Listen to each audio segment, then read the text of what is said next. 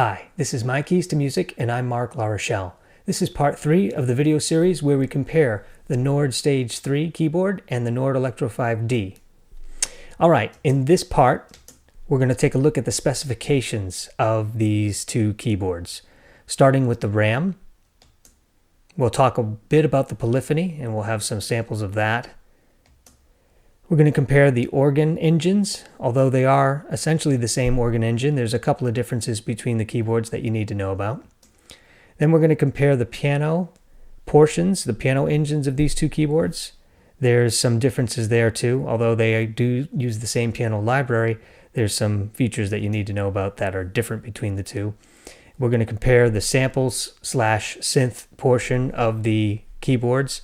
Those are, although they both start with the same samples essentially, the way that they're applied in the final processing and all the options that you have, especially in the Nord Stage 3, there's some significant differences there that you need to know about. And then finally, we'll talk a little bit about the synth engine in the Nord Stage 3. All right, first, the memory.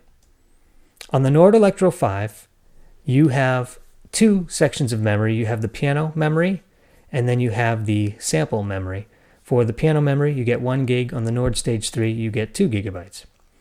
And then for the sample portion, you get 256 meg on the Nord Electro 5. And then on the Nord Stage 3, you have 480 meg. Let's take a look at how this RAM stacks up when it comes to using the piano sounds and the sample sounds to see and to give meaning behind those numbers so you know exactly what it means to have 1 gig versus 2. In order to gain perspective on that, I think the best thing to do is to open up the Nord Sound Manager. So I'm going to do that now on my Macintosh here. And I'm going to direct this to the piano section so we can see the size of those piano sounds. Now I've got the Nord Electro 5D connected at the moment. Now I'm going to sort this by size so I can see the largest piano sounds followed by the smaller ones. Here you can see the Italian Grand, extra large, which by the way is an amazing sound, 182 megabytes out of a total of about 1,000 megabytes. So 200 roughly out of 1,000, I'm almost 20% used just on that one extra large piano. Below that I have some larges, a medium, another large, a medium, another large, a medium, and so forth. Now the Nord piano library is always changing on the website, and it encourages you to go ahead and try new piano sounds. So if you're using the Nord Electro 5D and you really want to go crazy with the extra large sounds, you're only going to be able to put a handful on there. In order to do that, in fact, you're going to have to remove existing sounds in order to make room. Both the Nord Electro 5D and the Stage 3 come chock full with these libraries completely maxed out. In other words, I barely have any room to add any other piano or sounds on here because I've only got 36 megabytes free. So let's go look at the sample library. Now you'll see I have quite a few more samples loaded, which is kind of interesting. Now how could that be? I've got less memory but more samples? Well, that's true because the samples take a lot less room. In other words, if I click on the size column for samples and I go high to low, you can see that my largest sample, which is the soft strings legato, is 5.7 megabytes out of a total of 250. So the relationship in the way that the samples work versus the way that the piano sounds work is completely different. Where I only have, let's say, 27 piano sounds, I have quite a few sample libraries here on my Nord Electro. Now the smallest file is 128 kilobytes, which is extremely small in the big scheme of things when you think about how much room 250 megabytes is. So that's actually good news when you think about, okay, you're not actually getting 1/4 the size and opportunity just because my samples are only 250 megabytes. Because the sounds are so small, the relationship works just fine. Another interesting tidbit is my largest sample is 5.7 megabytes here on the Nord Electro, whereas my smallest piano is also 5.7 megabytes. I thought that was interesting. But it really brings home the idea that samples and piano sounds work totally different. All right, let's go take a look at the Nord Stage 3 and gain an appreciation for that relationship. I'll do the same thing like last time. I'll click on the piano. I'll sort from high to low. You can already see a marked difference here. I've got 3 extra large pianos at my disposal, several large pianos, and a lot more options, actually a lot more loaded pianos, and you would expect that because it's got double the RAM. It's got an extra 1 gigabyte for a total of 2 gigabytes of RAM on the piano side of things. So, but just like the Nord Electro 5, it's fully loaded from the factory, and in order to get a new extra large, for example, you're going to have to remove something, but that usually isn't a problem. Now I'll click on the sample library, sort by size, and here you can see my largest sample is 7 megabytes. My smallest one is 64 kilobytes. So, and look, quite a few samples on the Nord Stage 3 fully loaded, ready to go. So hopefully that gives you perspective to know exactly what that means when you have 1 gigabyte versus 2 gigabyte. Okay, back to the piano. If you're on a gig and you're wondering if you're going to notice the difference between an extra large and a medium, for example, and the truth is you might not even notice if you're playing with a bunch of other musicians and you're running through a PA and all of that, you're not going to hear the difference. So I think the extra large versus medium or large size really makes a difference in the studio when you're recording, or if you're just playing alone with your headphones, then you will definitely notice the subtleties between the large, medium, and small and the extra large. But on a gig, it won't matter. So if you are using the Nord Electro 5D and you've got that 1 gig of piano sample, you may not even need an extra large for that kind of performance. The other thing you could do is you can bring a computer with you and switch out the sounds, either on a break or before the gig. So there's a lot of options you have, and just because you don't have the 2 gigs doesn't mean it's the end of the world. It is nice having the 2 gigs. Obviously, you can load more sounds and have less management of that. But I think it all works out in the end, and based on how you set your rig up, you'll be fine either way. All right, so we talked about the RAM. Now let's talk about the polyphony. Polyphony is the idea of how many notes can you hear simultaneously on the keyboard. In the old days, you might have 8-note polyphony. So after you got to the 9th note, the first note that you played would drop off. So, and I'll give you an example of this here in just a minute. So the sample polyphony, the sample section of the keyboards, on the Nord Electro 5 you have 15 voices, and on the Nord Stage 3 you have 34 voices. So essentially double on the Nord Stage 3. The piano polyphony is 40 if you are running stereo and 60 if you're running in mono. And then on the Nord Stage 3, regardless of how you're running stereo or mono, you get 120 voice polyphony. And that's a lot of polyphony for the Nord Stage 3. And then the organ polyphony, which is something you won't necessarily find if you look for it on the internet. The spec sheet on the website says full. And essentially what that means is their polyphony doesn't play a factor. Every note that you could possibly play on the organ will be sounded, because the way that the engine works and the way that it's applied, polyphony does not come into play. Okay, let's check out the polyphony on the Nord 5D. I'm going to hold this key here. Now normally if the polyphony were to not drop notes, I can play a bunch of notes and you still hear the bottom note, like so. Let me go ahead and include the black notes on that, and you'll hear the bottom one drop out. And there it is, even though I'm still pressing it. So that's an idea of what happens when you lose polyphony on the piano side. Okay, now let's take a look at the polyphony on the organ. I've set it to a standard B3, organ, full keyboard. Do that same example. Hit the lower note. Okay, no problem there. Now add the black keys. Still hear that low note. There is no drop off on organ. Even if I mash this over here, there's no drop off. Okay, I've got the Nord Stage 3 here. We're going to take a look at the polyphony first on a sample. I've just got panel B, so that's the only thing that's playing, small choir. And let's go ahead and do what we did on the Electro. I'm going to hold one of the high notes here. Hold it, hold the sustain pedal, and then start counting notes from the bottom up. 1, 2, 3, 4, 5, 6, 7, 8, 9, 10, 11, 12, 13, 14, 15, 16, 17, 18, 19, 20, 21, 22, 23, 24, 25, 26, 27, 28, 29. So on the 29th note, I lost the high note. So that's polyphony on the sample. Let's do polyphony on the piano. Okay, I've got a regular piano on panel A. And if you recall my other test, I used the famous hole punch. So I'll hold the low C here. First the white keys. Still hear the low note. Now both black and white. Still hear that low note. Let's mash a few notes. Let's put like 3 or 4 in the left hand. Here, 4 notes in the left hand do the same thing. Not a single drop off of any notes on the left hand. So the piano, it's going to be really difficult for you on a single piano patch to be at a point where you're running out of polyphony. But let's throw a little wrench into the system. Let's go to panel B, turn on the piano, turn off the synth. Here I have an electric piano, so you can hear that there. I'm going to go ahead and put panel A and B on. We'll have both of them sound, so I've got regular piano and electric piano at the same time. Let's do that experiment now and see what happens. First, low C, holding it, just the white keys. Still have my low note. Low C, black and white keys. Still have it. 3 keys.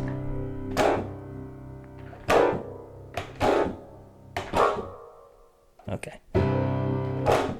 There we go. So, bottom line is the Nord Stage 3 has amazing polyphony, probably more than you would need on a regular performance. Even if you layer panel A and B together, I think you'll have more than enough. But if you do what I just did, then you will start to hear notes drop off.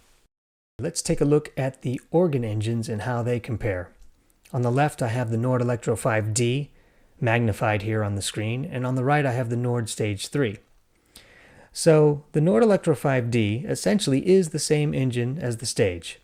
The only difference that you're seeing here, or the biggest one that you're seeing here, is that I happen to have pictured the organ stops where they're manual sliders, and then on the right I have the digital sliders, or the digital drawbars.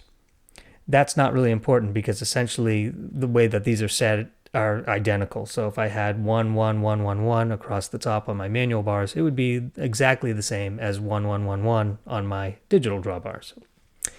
The rotary speed, fast, slow, and stop, all of that is essentially the same between the two keyboards. Okay. Over here, this is just how much the drive is affected. So that is a slight difference because you can apply how much is emphasized on that. So there is a drive function that you can add to the rotary speaker that you don't get on the Nord Electro 5D. Okay, this is just the level where you can apply the level of the organ different than you can on the Electro. So the stage level is distinct, but we talked about that in another video, and that's, again, not really what I want to cover here, and the splits I don't want to cover here. But what I do want to cover is the difference between the models that you're presented with. On the Electro 5D, you have the B3 plus bass, which is unique to the Nord Electro 5D in this video. You've got a single pipe organ and the Vox and the Farfisa. On the Nord Stage 3, you do have the B3, you do have the Vox, the Farfisa, and 2 pipe organs. So you get 2 pipe organs on the Stage 3, but you don't get this B3 plus bass. We'll take a look at that here in a second. Okay, what else? The percussion is essentially the same. You get the percussion. They're spelled out here. It says volume soft, decay fast, and harmonic third. Over here, it's the same thing. It's just called soft, fast, and third. So that's abbreviated here on the Nord Electro 5D, and that simply could be because of the way these keyboards came out at different times, so maybe the labels are different. But essentially, they're identical, but they are positioned differently, so that's important to note. Also note that you'll have 2 buttons representing the difference between soft, fast, and third, and then the on-off. Here you have the on-off, but you have 3 buttons, 1 for soft, 1 for fast, 1 for third. So I guess in a sense, these are easy because this one you have to click twice in order to get to that. We have the octave shift. We can do that. Here you don't see it pictured on the Nord Electro 5D because that's over in the middle part of the keyboard. Interesting, on the Nord Stage 3, you can apply the pitch stick and the sustain pedal. That you cannot distinctly do on the organ for the Nord Electro 5D, mainly because it doesn't have a pitch stick.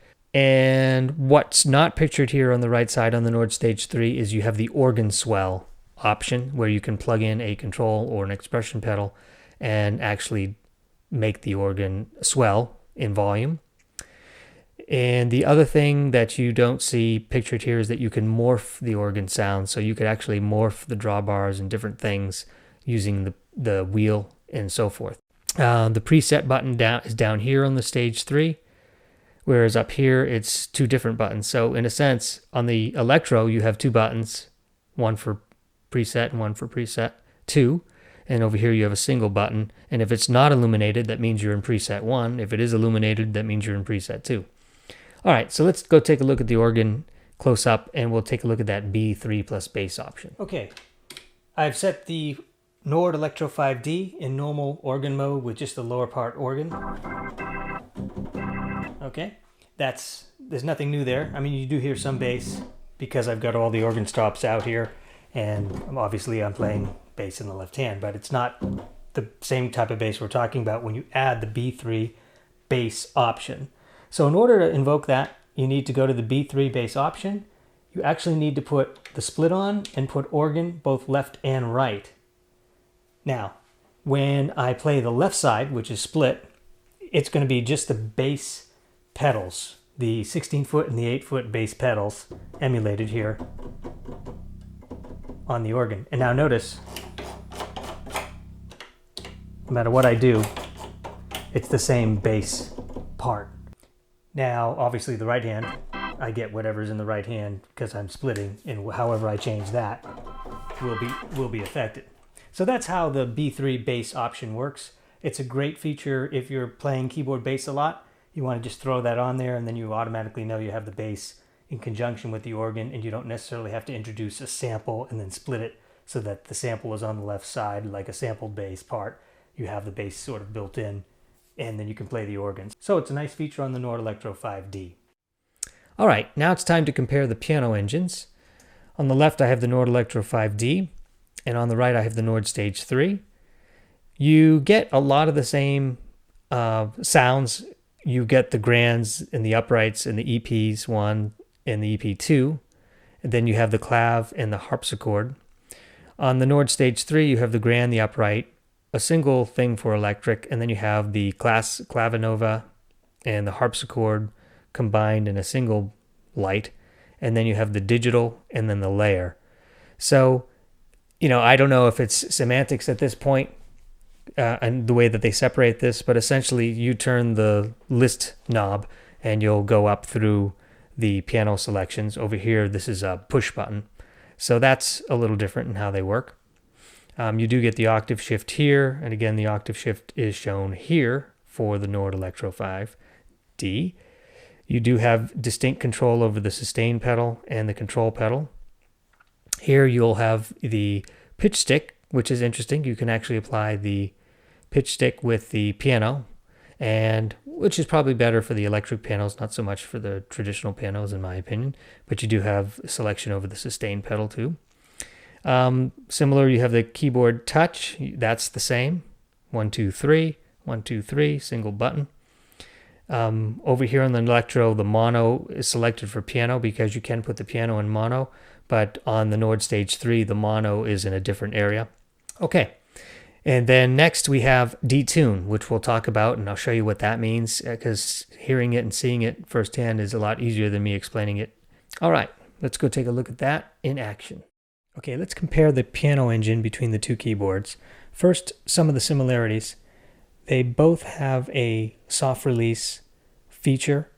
On the Nord Stage 3, it's called soft release. On the Nord Electro 5D, it's called long release.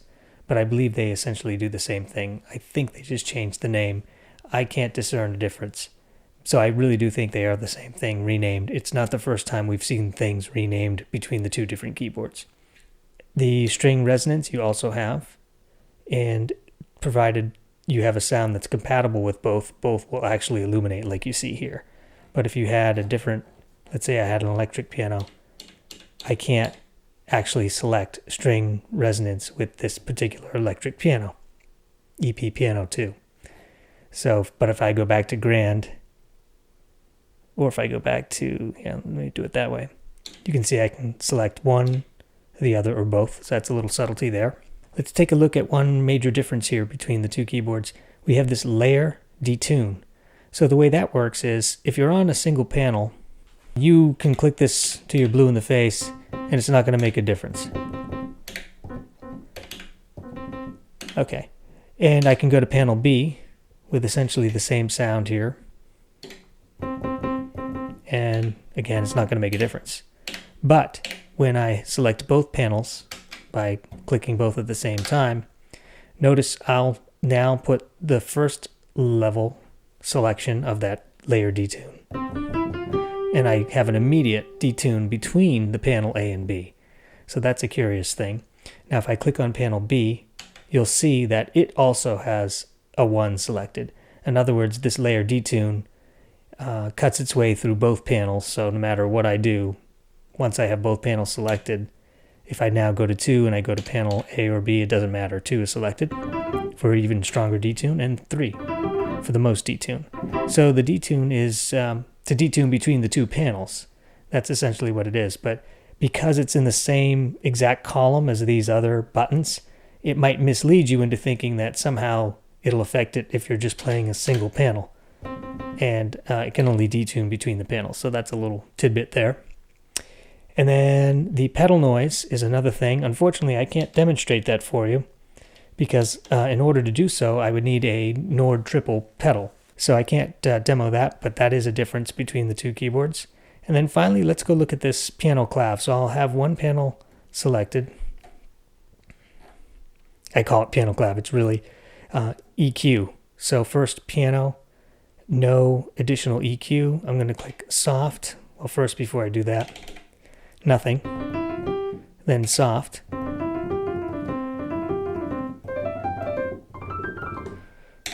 Mid. Definitely punchier in the mid EQ. And then bright. Definitely bright. Makes a huge difference, especially when you can hear it through headphones. It'll actually make a difference on the gig too. So I think this is a nice way to quickly EQ, across the broad range. And then if you had a clavinet selected, it's the same button and it's the same light. It's just showing you that you can definitely have different EQs. This is almost metallic at this point.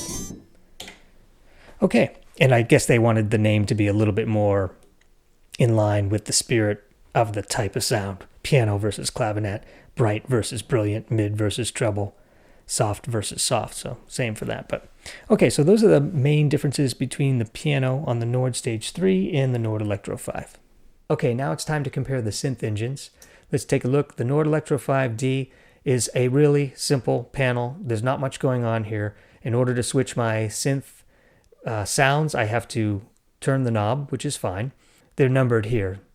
And then I do get a filter velocity option, and I get dynamics 1, 2, and 3. My attack envelope is a single knob, and my decay, release, and sustain is a single knob. So for my envelope filters, I basically have 2 knobs. Whereas on the Nord Stage 3, you'll see that because it's using the A1 engine and it's a much more elaborate synthesizer control, you actually get 3 knobs for that. You get a single knob for attack, so that's similar, but your decay and release are separate knobs, and the sustain is combined with the decay on the Nord Stage 3. It's a subtle difference. You're going to end up finding your way around here and getting what you need with 2 buttons versus 3, but it is just a subtle difference. It kind of goes without saying, just in looking here, you can see that there's just a lot more you can do with the Nord Stage 3. The Nord Stage 3 synth engine will play a sample for you, and then you can use the rest of this to enhance that sample and add to it. So I think that's better done in a demo, so let's go take a look at that now. Here I have the Nord Stage 3, and we're going to focus on the synth, and let's focus on just taking a simple sample and seeing what we can do with it in the Nord Stage 3 versus what we might be able to do with it in the Electro 5. So let's turn on the synth engine, and let's get it in a mode where it can play samples. That's fine. We'll start with the orchestra strings legato sample, sample 1. And I'll just turn some things off here. I'm going to make sure my release is pretty small. Decay and sustain all the way up. Attack 0 is good there. No unison. Yeah, that's fine. So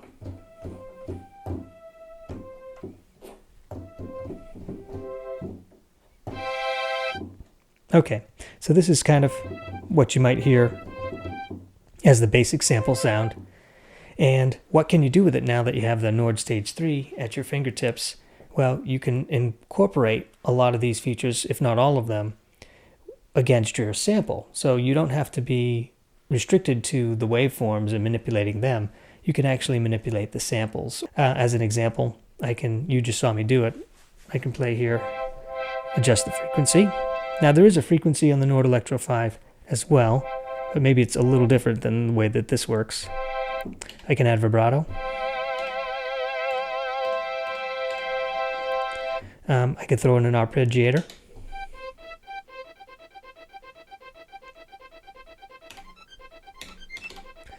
I can add some unison, some legato, add the KB hold for the arpeggiator. And this is the original sample here that we started with. So